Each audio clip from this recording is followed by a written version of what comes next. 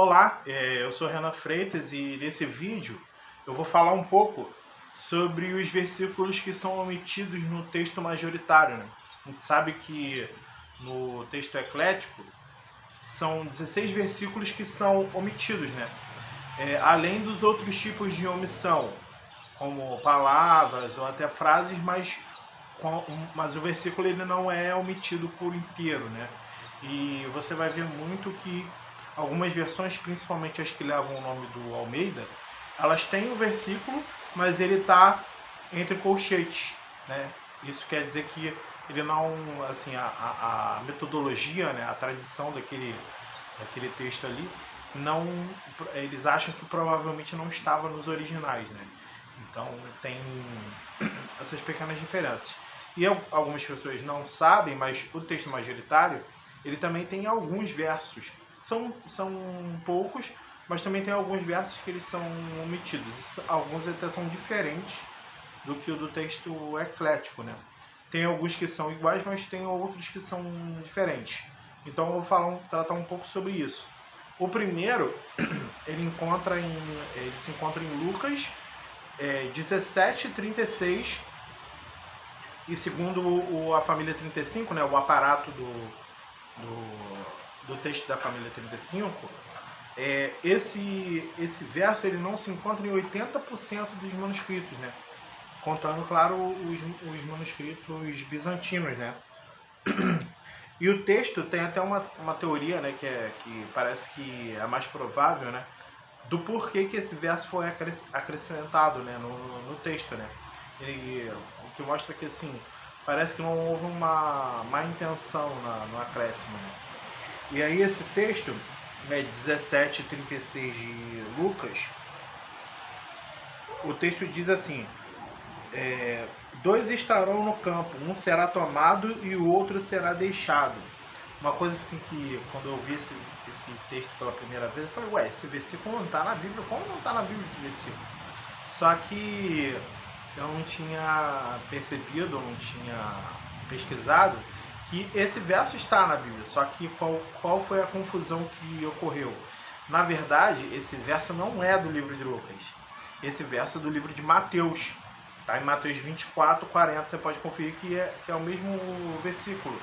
Só que o que pode ter causado a confusão é que mais provável é que Lucas não registrou essa palavra de Jesus. Mateus registrou, e quando o copista foi fazer a cópia, quando ele se deparou com o 35, duas estarão juntas moendo, uma será tomada e outra será deixada. De memória, ele deve ter acrescido o texto de Mateus. Então, é uma variante causada por causa da memória, né? De memória, ele colocou um versículo, como os relatos são sinóticos, né? Acaba que o escriba se confundiu e acabou acrescentando o versículo de Mateus no livro de Lucas, né? Isso, assim, você vê que não houve maldade e não há heresia nisso, porque esse verso está no livro de Mateus.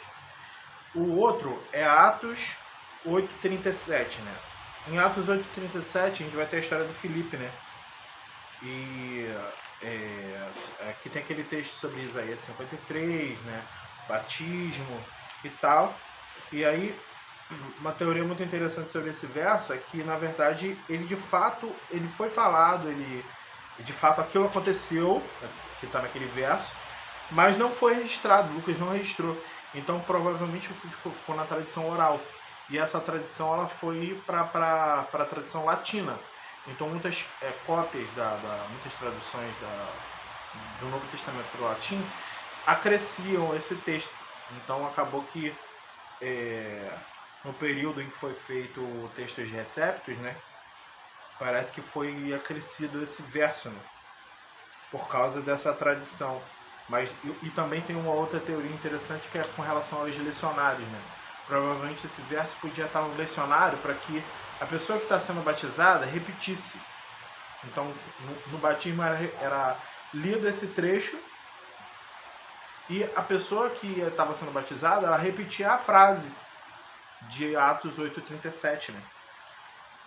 uma coisa também importante é que no texto majoritário, quando você abrir, ele vai ter só o número no texto, vai ter só o número. Mas embaixo, na parte no aparato, tem o verso. Tem o verso tirado do texto Receptus, né? Uma coisa interessante do texto majoritário, do aparato dele, é que tem os versos, tem a comparação com o texto crítico, né? Que é aquela letrinha copta, que geralmente é o que é utilizado para comparar com o texto crítico, e tem o escrito TR, que é o texto Receptus, né? É o que mostra as diferenças do texto majoritário para o texto Receptus. Lembrando o que eu estou falando, existem outras diferenças, há outras diferenças, só que são algumas palavras variantes, muitas não são traduzíveis para o português, né? Então tem assim, variação de nome, por exemplo. Até o professor Pickering fala que ele não considera isso uma variante. Como, por exemplo, o nome de Davi. Tem uma forma de escrever, uma com um beta e outra com um Y. Mas é o mesmo nome, não é uma variante assim, relevante. Então tem coisas que não têm influência na tradução. Então não são assim, importantes no campo teológico, assim, quando você vai ler a palavra de Deus, esse tipo de coisa. Então, Atos 8:37 diz assim: E disse Filipe: É lícito se crês de todo o coração? E respondendo ele disse: Creio que Jesus Cristo é o Filho de Deus. Isso é um verso acrescido, né? Então provavelmente aconteceu, mas que houve esse... acho que pela tradição oral, né, acabou sendo acrescentado, né? Ou também por causa dos lecionários, né? Ou as duas coisas também pode ser, né? As duas coisas não se anulam, né? O outro é no próprio livro de Atos 15:34. Esse é o primeiro verso que eu disse, né? 88% dos manuscritos não tem. Tanto a tradição eclética do Egito não tem esse verso, e a majoritária também não tem, né? São poucas que tem, né? Ou seja, 88% não tem. Então, é muito improvável que faça parte do texto original, né? A outra em Atos 15:34, né? Atos 15:34. Diz assim: Mas pareceu bem a Silas ficar ali, né? 95% dos manuscritos não tem esse verso, né? Você vai ver muito, como eu falei, você vai ver muito nas traduções entre colchetes, né? Porque quando no texto crítico tá em duplo colchete, aí geralmente eles nem colocam. Acho que talvez a história da mulher adúltera, ele tá em duplo colchete, mas como por exemplo, as traduções do Almeida, elas tentam assim, às vezes alguns textos ser um pouco mais entre o eclético e o texto Receptus, porque o Almeida usou o texto Receptus para a tradução dele, que era o texto grego disponível na época.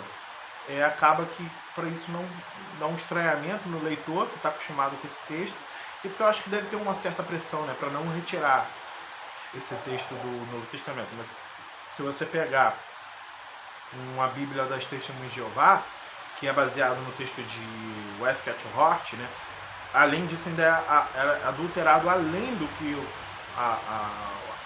Westcott Hort, não tem, pula, né, assim, a partir de João 7:53 pula, não tem até 8 anos, não tem esse trecho, né?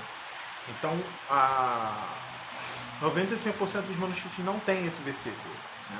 O outro é em Romanos 16:25. Lembrando que desses 16 versos omitidos do texto eclético, né, Romanos 16:24 não tem, né, mas no texto majoritário tem. Então o que acontece? Tem esse tipo de alteração, né? Falando de Atos 16, né? A partir do 25 é o final, né? No 24, né? Termina com a bênção, no amém, e depois tem esse acréscimo, né? Seria do 25 até o 27, né? Interessante que o texto de Receptus tem e o texto eclético tem esses versos, né? 25, o 26 e o 27, o texto majoritário não tem, né? Isso é muito interessante. O texto diz assim: ora, aquele que é poderoso para vos confirmar segundo o meu evangelho e a pregação de Jesus Cristo, conforme a revelação do mistério que desde tempos eternos esteve oculto, mas que se manifestou agora e se notificou pelas Escrituras dos profetas, segundo o mandamento de Deus, do Deus eterno, e todas as nações para a obediência da fé. Ao Deus único, sábio, seja a glória por Jesus Cristo para todos sempre. Amém. E na análise do professor Pickering, né, tem 92,2, né, pelo que eu entendi ali pelo aparato, posso estar enganado, mas eu tenho quase certeza que é isso. 92,2% não tem. Os manuscritos não tem esse do 25 até o 27, né? Então é mais ou menos essas diferenças, né? Tem outras diferenças, muitas, de omissões ou assim, o texto majoritário que eu analisei, ele tem assim uma diferença com o texto eclético por causa da metodologia. O texto majoritário, ele tenta reformar, melhorar, assim, comparando os manuscritos, né? Não inventando coisas, mas analisando os manuscritos, parece que quando ele tende a melhorar o texto, e o texto eclético tende a piorar o texto, tirar partes do texto, causar muitas omissões. Então, também uma coisa que eu não citei foi o lance das 3 testemunhas, em 1 João. Eu não citei porque não é um versículo inteiro. Eu vou separar um pouco sobre isso e vou falar separadamente, entendeu? Porque são muitas. E é um texto um pouco maior, que é muito citado, mas não é um versículo inteiro, né? Ele faz parte de 2 versículos ali, é um pequeno trechinho entre 2 versículos, né?